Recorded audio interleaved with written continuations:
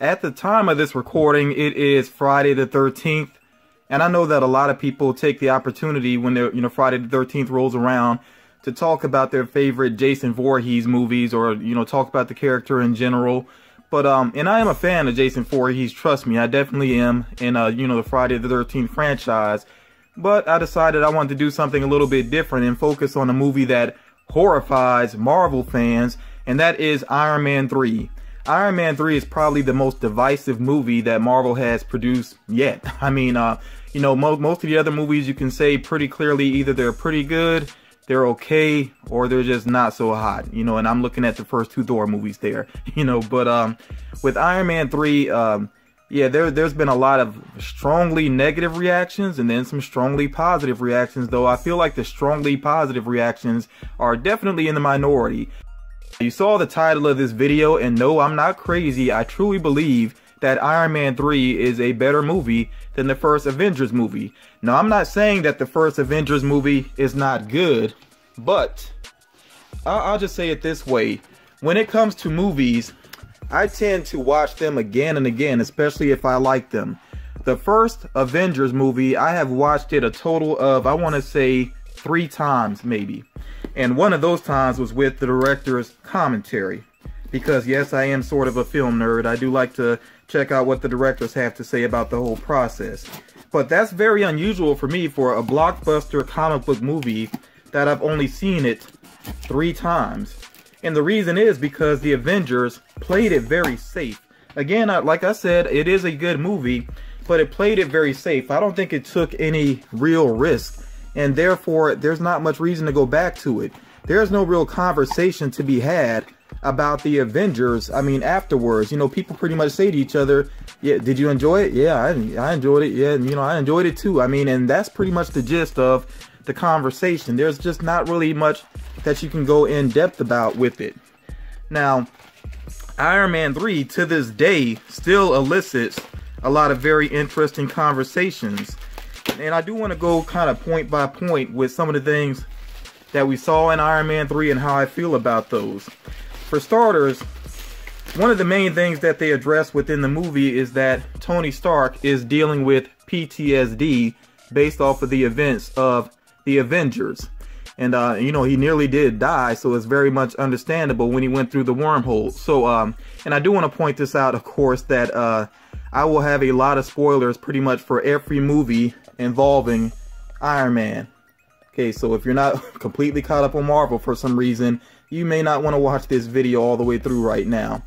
Okay, so, yeah, again, Iron Man, Tony Stark, he's dealing with PTSD from those events. He's having panic attacks and everything, and, yeah, I completely understand why, that they set that up, like why they decided to go that route. It does make sense because, he did go through a traumatic thing. It's not every day that you face off against aliens. Well, within the comic books, maybe that's a more readily available thing that happens, something that's more common, but not for the movies though. So, yeah, I understand him being somewhat traumatized by it and having panic attacks. And one thing that people say that criticize the movie, they say that, it wasn't a good representation of somebody dealing with that. Now, I've never dealt with PTSD. I can't completely say whether it's accurate or not, but I know that I have dealt with anxiety in the past. And one thing that they have in common is panic attacks, of course. And I felt like the movie was pretty much on point with it because, and I'm basing this off of my own experience, there are times in my own personal life where just somebody talking to me being somewhat aggravating could actually trigger a panic attack. And that actually happened to him within the movie. In fact, 2 times that I remember him clearly having an attack, it was during a conversation with somebody else and he just got stressed out. And, there are other times in the movie where he really steps up to the occasion and, he's involved in action scenes and everything, and he handles them just fine. Well, with anxiety, somebody that lives with that, it can actually be that way. I'm a testament to that. There have been times where just through conversation, like I said, I got really aggravated and it kind of brought on an anxiety attack. But then there have been times where I'm doing things that I'm really comfortable with doing and I was just fine. So I feel like overall the way that they handled that within the movie, the stress that he was up under, the panic attacks he was dealing with, I felt like it was well represented. Also with the character, of course, he's dealing with his relationship with Pepper Potts, which I feel like was handled better in this movie. It was a lot less annoying than in Iron Man 2. And Iron Man 2, which by the way is not a good movie in my opinion. A lot of weak things about that movie. So I definitely think Iron Man 3 is way better than Part 2. But yeah, their relationship to me just got a little bit aggravating. And I think Jon Favreau, even though he's a great director, he let them improvise way too much, and it just felt like an old couple rambling in you know, in the grocery store or something. It just wasn't that entertaining to me personally. But yeah, so I like their relationship, the way it was handled better. Some people had a problem, and I'm kind of jumping here. Some people had a problem with Pepper Potts being involved in the action at the end of the movie and sort of having the final blow within the movie. But I mean, I have no issue with that. If you know the comics, then you know that she actually became a hero in her own right. So that to me is perfectly fine. Now, some other characters within the movie, definitely got to address the big one, the villain. Some people were highly upset that the Mandarin turned out to not really be the Mandarin. But this is the way I look at it. Ben Kingsley is an amazing actor, and we pretty much got two amazing performances out of him with this movie, thanks to the way they set things up in the plot. So of course we got to see him acting, pretending to be the Mandarin, which I really liked, that very grandiose performance that he gave. It was just good. And then when he did the switch and we learned that he was an actor, he was pretty funny. So like I said, there were two great Ben Kingsley performances within this movie, and I just appreciated that. Now, as far as the real villain is concerned, Aldrich Killian, his setup, yeah, it could have been better, but I also look at it this way. Him being jilted at the beginning of the movie by Tony Stark, I don't think that's the complete setup for the character. I mean, yes, that was something that stuck in his mind, but there was a lot more going on with him. He was very insecure. You know, that's something that's made very clear, you know, within the movie to me. So, you know, dealing with his insecurities and wanting to basically take advantage of the extremist whole thing and all that, you know, he was very ambitious, you know, and that's something that definitely got a hold of him. So I feel like overall he was a decent villain, not an amazing villain, but he made sense to me though. And you know, as far as the Mandarin is concerned, the you know, the quote unquote real Mandarin is concerned, this is something that really bothered me. A lot of comic book fans felt like it was so wrong not to use the real Mandarin. Where's the Mandarin? You know, we wanted the real Mandarin and you lied to us. I mean, that's the way some people acted. Look at the Mandarin though. I mean, he is such a stereotype, a horrible stereotype at that. That's something that just does not fly anymore. You know, that may have been okay when he was first invented, and really it wasn't okay then, but it was accepted more so. But the Mandarin is just a horrible stereotype, and that's something that just doesn't fly in today's world, especially when China is one of the major movie markets in the world. Again, that just doesn't work. So I completely understand why they did what they did. And for everybody crying about why the Mandarin wasn't in the movie, I mean, really, were you a big fan of the Mandarin before that movie even came along? I don't think I heard people saying, oh, I love the Mandarin, he's such a great character. I didn't see people trying to get their hands on every bit of Mandarin merchandise. So I don't know why people suddenly act like they were such big fans of the Mandarin after Iron Man 3 came along. To me, it's just nonsense. I think what it is that people like for movies to play it safe sometimes, and that's what we got with the Avengers. They played it safe, but then it's not a very memorable movie. There's no real discussion to be had. So the fact that Marvel took this risk and what they did with the Mandarin, I thought it was brilliant, and it's something that gets people debating to this day, which to me is a lot more interesting than just playing it safe. You know, yes, Loki is a really good villain, but again, I mean, there's not too much conversation to be had about him though. I mean, it's just he's good, and that's pretty much it. You know, some other aspects of the movie, like I know that some people had issues with the kid, which I cannot remember his name at the moment, but I know some people felt like the whole thing with the kid, the interplay with him and Tony Stark was maybe too forced, maybe too cutesy. I liked it though, because one thing that's been somewhat consistent with the character Tony Stark is you see that he does realize he's not going to live forever, and he does want to pass things along, you know, to the next generation. And they actually followed up on this. You think about the beginning of Captain America Civil War. What was Tony Stark doing? he was presenting this presentation to college students, and then he said he's going to fund all of their projects. So this is something that does matter to him. And at the end of Iron Man 3, this kid that he had been interacting with, he left all this technology for him and everything so that he possibly could grow up and, who knows, become a hero one day. Even if you look within the comics, what's going on, I know that Tony Stark is, and it depends on what comic you're reading, of course, because there are different storylines, but I believe in the main storyline, Tony Stark was kind of missing, but he had this artificial intelligence version of himself that is actually like a mentor to Ironheart, Riri Williams. So yeah, this is something that is true to the character, and that's why I appreciate it within the movie. Now, something else that really bothered people about the movie is the little bit of time that he spent inside of the suit. And at first, I'll be honest, the first time I saw the movie, I was kind of surprised by that. I wasn't upset about it, but I was surprised by it. But then I really thought about it, and I look at it this way. At the end of the first Iron Man movie, his final line is, "I am Iron Man." He was trying to deny that he was the man in the Iron Man suit. It was the lie that basically came from the original comics, him claiming that it was just his bodyguard. So that was actually called back to the comics. But he was saying, "I am the man in the suit." So at the end of Iron Man 3, we know that during the finale, he ended up blowing up all of his suits, all of his armor and everything. He did this for Pepper Potts, really, but I think also for himself, because he needed to see that he doesn't need the suit.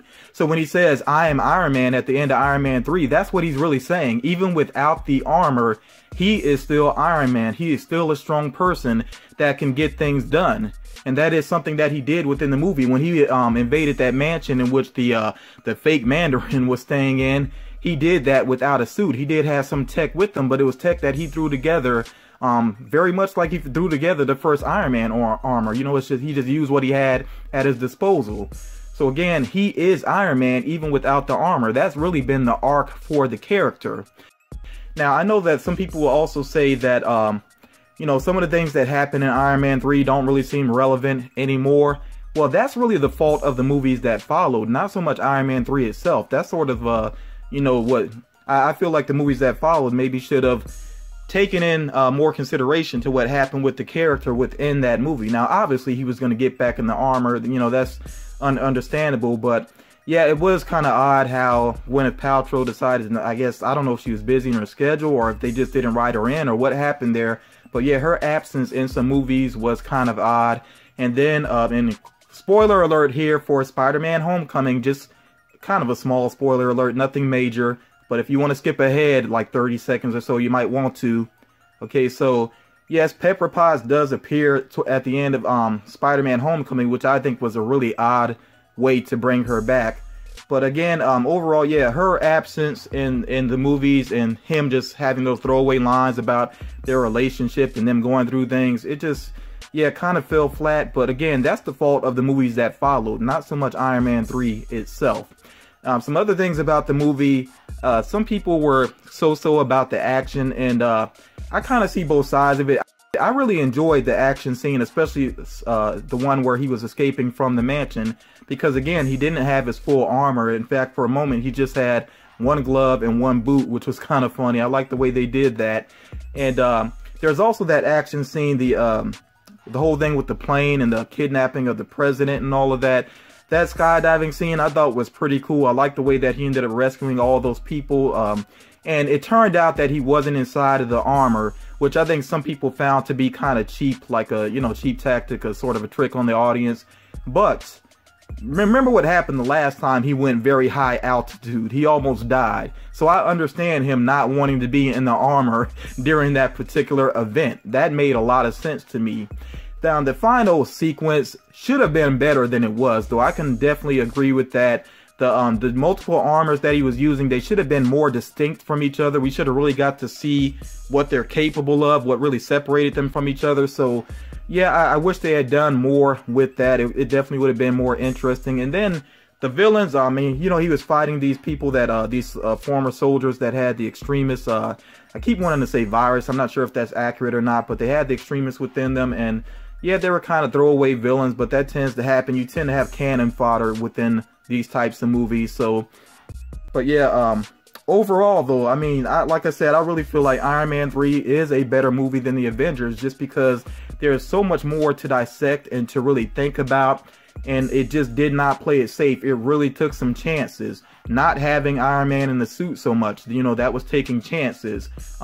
You know, the switch that they did with the Mandarin, you know, especially basically fooling the audience. Yeah, that was taking a chance. You know, the interplay with him and that kid, again, that sort of almost like buddy cop comedy type of thing that was going on, which is, you know, not surprising coming from that director. I think it was Shane Black. You know, that's something that he's done plenty of times in the past. So again, not a surprise. And he's worked with Robert Downey Jr. before. So that didn't surprise me that he had that element within the movie. So yeah, overall, I think it's a great movie. I know some people will definitely disagree with me, and I definitely want to hear what you all think about Iron Man 3 down in the comments. You know, I know some people have some strong opinions about it, but I still feel like if you give the movie another chance, it is a pretty good movie. Now, I do want to say before I wrap up, I do realize that Marvel did a short film. I think it was All Hail the King or something along those lines. I'll try to put the title up here. But they kind of buckled under the pressure, I guess, and they did this short film with Ben Kingsley again playing the actor. I think it was Trevor Slattery, I want to say, and him in prison. And you know, we find out through some this crew that comes in, this reporter that turns out to actually be working for the real Mandarin. Yeah, you know, that the real Mandarin does exist within the MCU based off of this short film, which I think, again, is pretty cool that they did this. In a way, it was buckling to the pressure from fans, I guess, but at the same time, I love the idea that there is a real Mandarin out there and we have not seen them, because you think about it this way. When you know a criminal by name, it's because they got caught.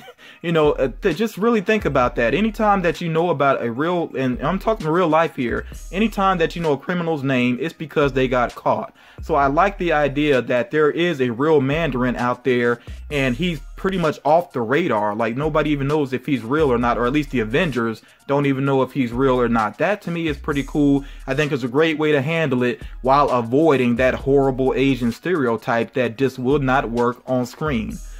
You know, so yeah, I'm going to leave it at that. Like I said, I definitely want to hear your feedback about this topic. I know that this is a topic that is kind of for a particular part of my audience. But yeah, I definitely want to hear your feedback. Let me know what you think about it.